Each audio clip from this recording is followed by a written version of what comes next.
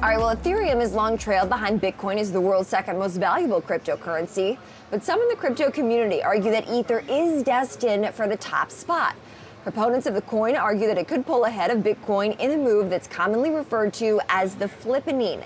Here to break down the possible shift is Cheddar reporter Alex Vuocolo. Alex, always good to see you. So what is the flippening? It sounds like the reckoning. What does this mean, and why are some crypto enthusiasts saying it's coming sooner rather than later?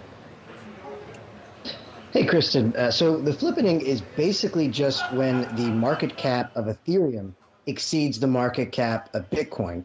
Right now, the market cap of Bitcoin is just over $1 trillion, while Ethereum is roughly half that at 480 billion. So that's about 44% of the way to getting there, as plenty of the proponents of this viewpoint will point out. It is worth noting, however, that in other categories, Ethereum is already outpacing Bitcoin. For example, according to data from the block, there were 38 million transactions on the Ethereum network in October compared to 8.45 million transactions on the Bitcoin network. And that's also generating a lot higher transaction fees from those, which suggests that users have more trust and value the network and are willing to pay for it. All this suggests that the Ethereum network is getting a lot more use as an active blockchain network rather than just as a store of value.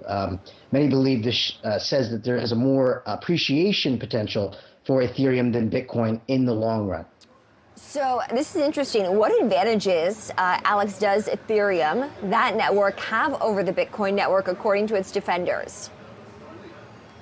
So I think the arguments most often cited is that it currently dominates the NFT and DeFi markets. It serves as a kind of base layer for Web 3.0 and other blockchain applications, which explains in part why Ethereum hosts so many more transactions than Bitcoin. It's fundamentally serving a different role in the crypto marketplace, specifically as a kind of home base for this expanding DeFi universe.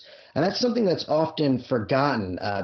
We take these cryptos and we look at the prices, we put them alongside each other, but the cryptos underlying those prices in many ways serve fundamentally different roles. And crypto experts are paying close attention to this as they kind of determine the long-term prospects for each of them.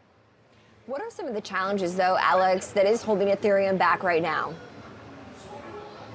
So talking to a couple different crypto experts, what they told me is that, for one, Ethereum faces more competition from altcoins like Solana and Cardano that also kind of serve the role that I was describing before, as kind of serving as a base layer for DeFi.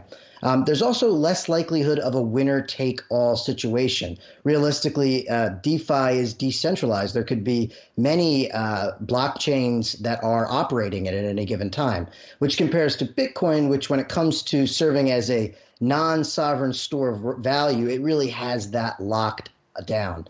And I guess the last thing I would note is DeFi in general, and Ethereum specifically, is exposed to a little more regulatory risk. We don't really know how U.S. regulators and regulators around the world are going to integrate DeFi, which could, again, question this whole sort of thesis that that's the thing that will eventually lead to Ethereum surpassing Bitcoin.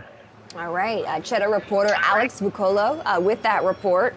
Fascinating stuff. Alex, thank you.